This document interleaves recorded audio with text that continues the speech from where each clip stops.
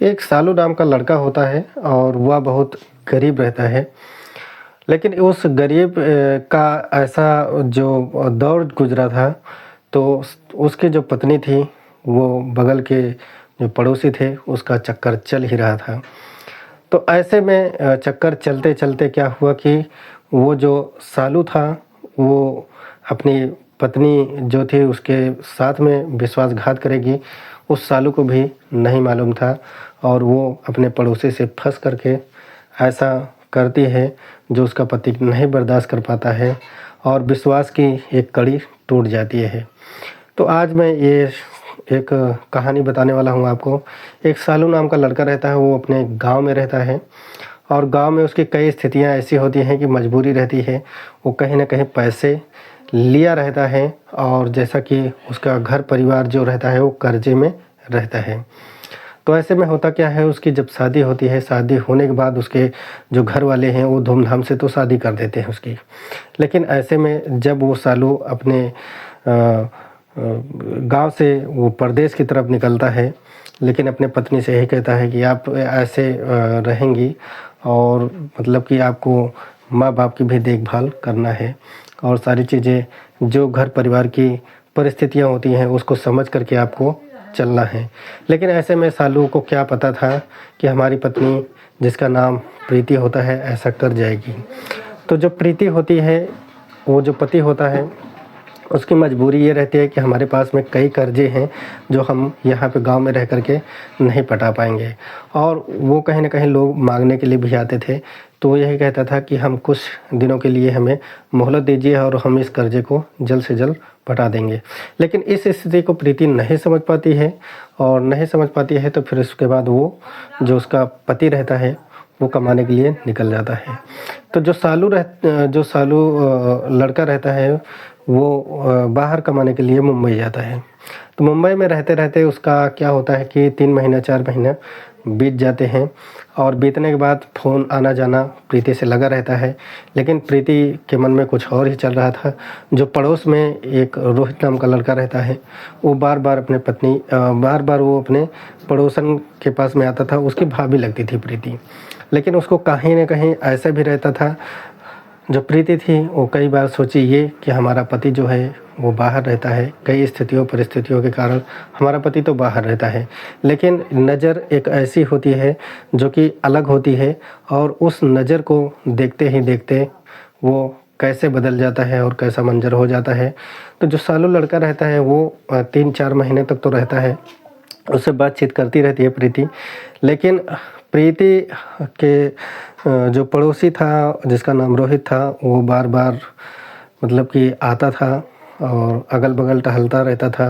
जब जैसे कोई बाहर निकलती तो ऐसे देखता रहता था। लेकिन वो जो नज़रें थीं वो कुछ अलग ही प्रकार की थीं।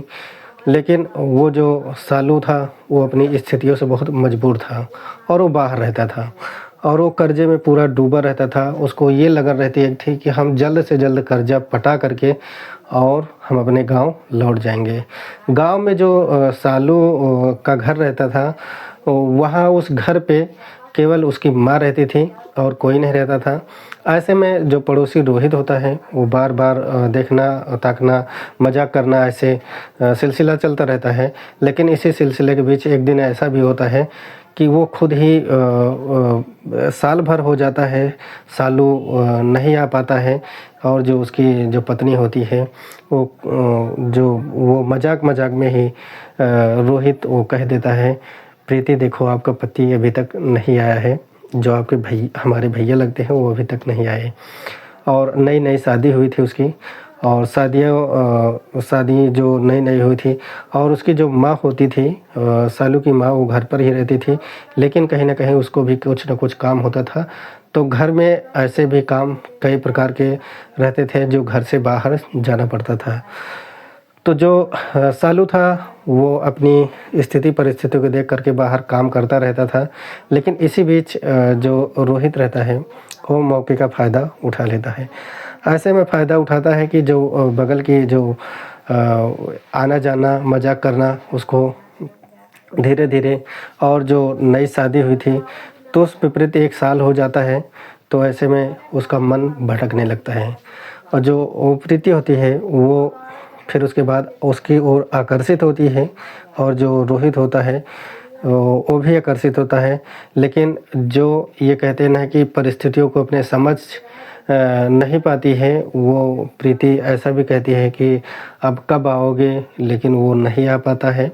ऐसे में ही आने ही वाला था, 2-3 महीना की और बातें थी, लेकिन इसी बीच ऐसी घटना होती है जो बहुत दुखद होती है।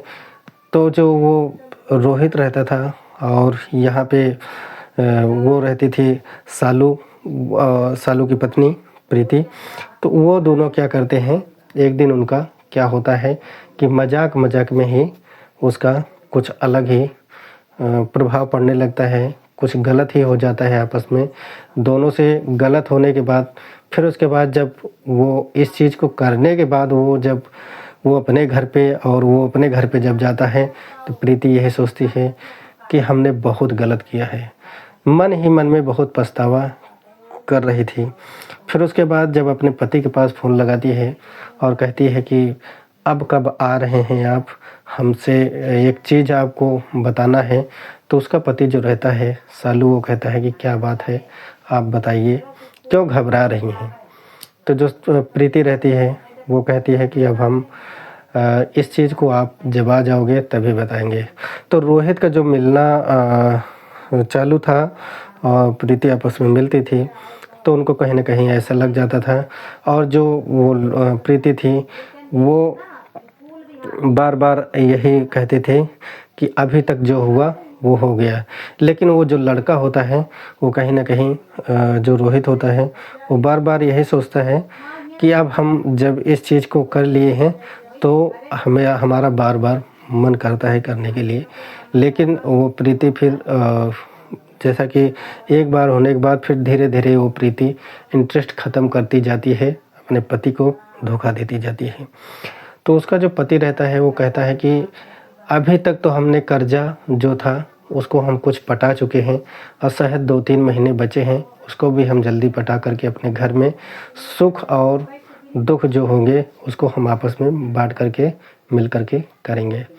लेकिन जो पति रहता है वो स्थिति से गुजर करके अपने घर से 1400 किलोमीटर दूर कमाने के लिए जाता है। लेकिन उसको आखिरकार पता नहीं होता है कि हमारी स्थितियों के बीच में कुछ ऐसा ही मोड़ आएगा। तो कुछ दिनों बाद उसका जो पति होता है वो लौट करके आता है 3 महीने बाद, और जब पैसा लेकर के जैसा कि आता है तो उसके बाद कहता है कि हम सभी का अपना कर्जा अब हम दे देते हैं। तो वो 30,000 तक लगभग रुपए कर्जा रहता है, वो सभी को बांटने के बाद कुछ पैसे बचते हैं। तो ऐसे में ही जो रोहित रहता है वो जो लड़का रहता है और प्रीति को देख लेता है एक बार ऐसे ही। तो उसका जो पति रहता है वो यही कहता है कि आखिर आपने ये हम देखे आज वो क्या चीज़ है। तो उन्होंने बताया कि नहीं, ऐसी कोई बात नहीं है, लेकिन अब जब आप शहर गए थे तो हमसे एक गलती हुई थी। जो हमारे मन में घबराहट थी वो यही बात है कि हमने कुछ गलत कर लिया है और हमें माफ़ी दे दीजिए। तो उसका जो पति रहता है वो यही कहता है कि हमारी मजबूरी का फ़ायदा आप कैसे उठाए, और मैं बहुत मजबूर हूँ। जो आपने ये अंजाम किया है और ये जो आपने किया है अच्छा नहीं किया है। ऐसे में क्या होता है, पति जो रहता है और उसकी जो माँ रहती है, वो पत्नी जो रहती है और जो माँ रहती है वो यही कहती है कि अभी तक जो हुआ सो हुआ, लेकिन बहुत बदनामी होगी इस चीज़ को देखते हुए, ये मत करिए, तलाक वाला काम मत करिए। लेकिन उसमें क्या होता है, जब उसका जो पति होता है वो अपने मायके के लिए कहता है कि तुम प्रीति अब अपने मायके के पास फ़ोन करो और वहाँ पे ये सारी चीज़ें बताओ, क्योंकि बताने से हल तो नहीं निकलेगा ये तो, लेकिन है कुछ न कुछ समस्या का समाधान ज़रूर होगा, क्योंकि करीबियाँ आपकी बढ़ रही हैं और ऐसे में हम आपके बीच में नहीं आना चाहते हैं।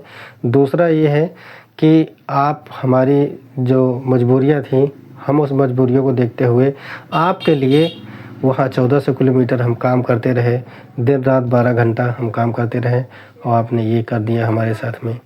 तो ऐसे में जब ये कोर्ट में जैसा कि जब ये तलाक की बात होती है तो माँ तो एक बार समझाती है, दोनों पक्ष इकट्ठे होते हैं, मायके वाले ससुराल वाले। तो ससुराल में तो उसकी माँ ही रहती है, उसकी सास ही रहती है, लेकिन जो उसका जो मायका रहता है वो थोड़ा मजबूत रहता है और वो यही कहता है कि अभी तक जो हुआ उसको तो हमने सुना और इन हमारी बेटी है उनसे जो गलती हुई है वो अनजाने में हुई है। तो ऐसे में उसका जो पति रहता है वो कहता है कुछ अनजाने में नहीं हुई है, लेकिन अब हम इसको नहीं चाहते हैं, अब यही चाहते हैं कि ये कहीं ना कहीं हमारी मजबूरी का फ़ायदा उठाया गया, तो ये अच्छी चीज़ नहीं है। तो ये मामला धीरे धीरे ये बढ़ता जाता है और उन दोनों का तलाक हो जाता है। और तलाक होने के बाद दोनों तड़पते रहते हैं। तड़पते तड़पते एक दिन ऐसा भी होता है कि बाज़ार में मुलाकात हो जाती है। बाज़ार में जब आमने सामने पड़ते हैं, गांव में बाहर सिटी में उनका बाज़ार लगता था और आपस में वो जो सालू थे और प्रीति एक नज़र जब मिलती है तो उनके भी आँख में आंसू आ जाते हैं और जो प्रीति होती है उसके भी आँख में आंसू आ जाते हैं। सालू और प्रीति उसके बाद रोने लगते हैं। रोने के बाद यही कहते हैं जो हुआ है हमसे अनजाने में हुआ है, लेकिन अभी आज के बाद ऐसा नहीं होगा और हम भी आपके लिए तड़प रहे हैं। और जो उसका जो प्रेमी रहता है रोहित, वो कहीं ना कहीं वो गांव से वो दूर रहता है और वो अपना मतलब निकाल करके चला गया रहता है। तो ये कहानी कैसी लगी कमेंट सेक्शन में ज़रूर बताइएगा। तब तक के लिए धन्यवाद। तो इसलिए कहते हैं कि मजबूरी का फ़ायदा न उठाया जाए और अपने घर पे रहना चाहिए, ये सही बात है। और घर की स्थितियों परिस्थितियों में मजबूरी का फ़ायदा न उठाया जाए, इसलिए ये कहानी का माध्यम हम इसलिए बताए हैं कि किसी स्थिति और परिस्थिति को देखते हुए और आपको ये ऐसा नहीं करना चाहिए। सभी के लिए हमारी ये वीडियो जागरूक करने के लिए है, इसका कोई ये मकसद नहीं था। तो तब तक के लिए धन्यवाद।